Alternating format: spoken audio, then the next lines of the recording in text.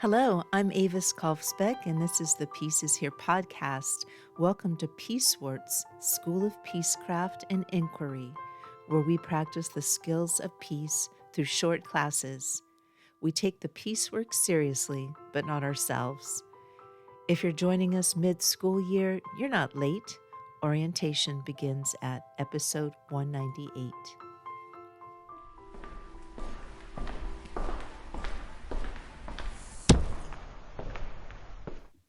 Welcome back, Peace Scholars. This is Chronicled Courage 101 in the Hall of Records, where we keep our eyes on the evidence. Notice the clock in the corner.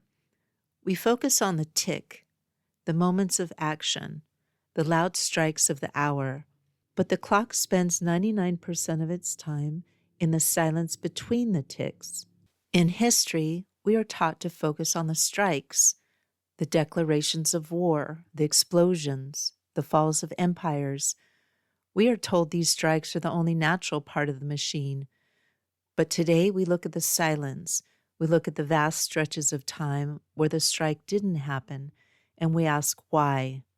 As the cultural anthropologist Margaret Mead famously argued, war is only an invention, not a biological necessity. It is an invention like any other of the inventions in terms of which we order our lives. The concept, reclaiming the silence. Our lesson today is about reclaiming the peace years that textbooks usually skip as if they were empty space. If we deconstruct the myth that war is inevitable, we find that peace is not a vacuum or a lucky break. It is a deliberate, high-maintenance labor. The history. The capacity for restraint. The 100 Years' Peace, 1815 to 1914. The most common lie in history is that humanity is a continuous chain of violence. But look at Western Europe after the Napoleonic Wars. Between the Congress of Vienna in 1815 and the outbreak of World War I in 1914, there was no general continent-wide interstate war for nearly a century. During this long peace, the frequency of interstate wars dropped by over 60% compared to the previous century. This required the development of the Concert of Europe, a system of Congress diplomacy. Between 1815 and 1875 alone, European powers held over 30 major international conferences specifically to settle disputes before they reached the battlefield. They turned war from a first resort into a logistical anomaly. The canceled war, the Aaland Islands 1921.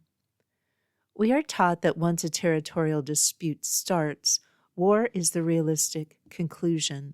But consider the Aaland Islands Dispute of 1921 between Sweden and Finland. Both nations claimed the islands, both had mobilized nationalistic fervor. Instead of a descent into combat, they took the case to the newly formed League of Nations. The solution was radical. Finland kept the islands, but the islands were demilitarized and given total cultural autonomy. The outcome has been stable for over a century. This was a war that was scheduled by geopolitics, but canceled by human choice. The evidence of the ancestors. We are often told that humans have been at war since we lived in caves. This Hobbesian view suggests that violence is our hardwired factory setting. However, modern archaeology tells a different story. In a comprehensive survey of over 3,000 prehistoric burial sites across Europe and the Near East, researchers found that clear evidence of lethal interpersonal violence was present in less than 2% of remains. For the vast majority of our history, human nature was defined by the labor of foraging, group child-rearing, and the long-distance trade of obsidian and shells. The thesis: capacity, not destiny. The purpose of the inevitability myth is political. If war is a biological destiny, then the military-industrial complex is just a necessary response to nature. If we believe we are violent by design, we stop looking for the architects who profit from the blueprints of conflict. History actually shows capacity, not destiny. The same species that invents the bayonet invents the treaty. What is repeated across the centuries is not violence, but choice under pressure. Your homework. 1.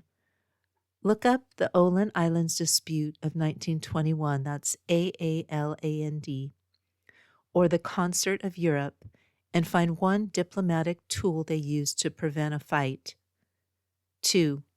Write down one question about any of this episode's topics. If you don't have a question, just write no question. 3. Optional, journal. Think about your own natural reactions to conflict.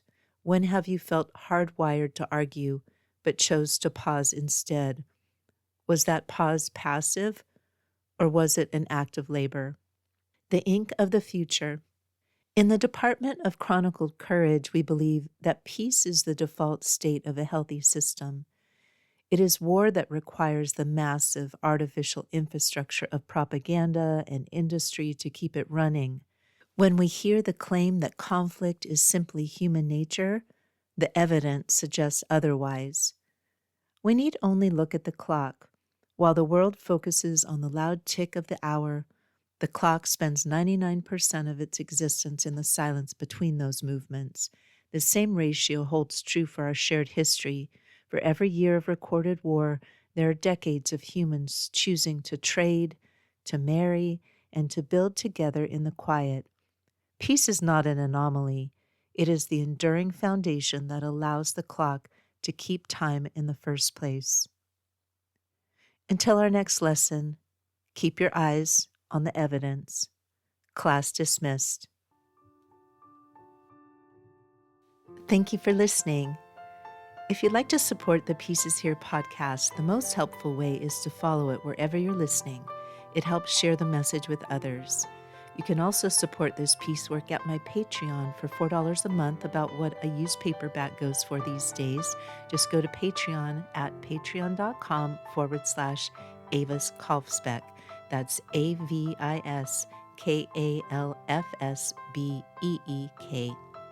My most recent book is Mana Mutante, a best friend eco-fiction novella about food systems, featuring Tilly, Camas, Pedro, and the rest of the gang. It's book 6 in the Pedro the Water Dog Saves the Planet series and is available wherever you buy books. You can find all of my peace projects and stay in touch at aviskalfsbeck.com. Music is by Javier Peque Rodriguez.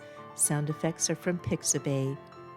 Regarding peace, we need not delay or despair. We are not late. We are right on time to love.